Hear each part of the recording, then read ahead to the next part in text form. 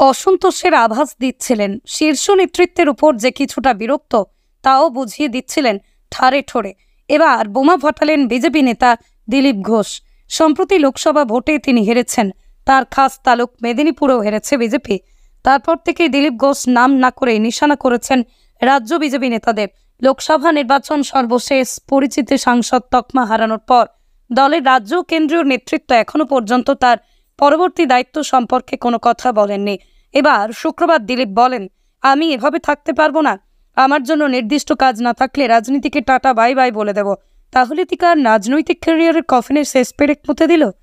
দিলীপের গুরুত্ব যে কমতে চলেছে তার ইঙ্গিত আগেই পেয়েছেন তিনি। লোকসভা নির্বাচনের পরে একটিবারের জন্যই গিয়েছিলেন দলের নতুন রাজ্য দপ্তরে। কোর কমিটি বৈঠকের দিন সল্টলেক অফিসে শেষবার পা রাখার পরে দিনই তিনি রাজ্য সফরে বেরিয়ে পড়েন।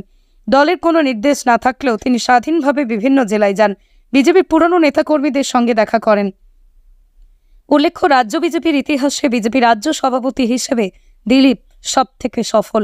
এবার আরও বেশি আসন পাওয়ার কথা, কিন্তু এবার রাজ্য বিজেপিতে ধস্তার। যদিও এবার নির্বাচনের দায়িত্বে ছিলেন সুকান্ত মজুমদার আর শুভেন্দু অধিকারী, আর সেই কারণেই দিলীপের আসন বদল হয়েছে বলেও বিজেপি সূত্রের খবর। তাতেই প্রথম থেকেই বেজায় চটেছিলেন বিজেপি নেতা।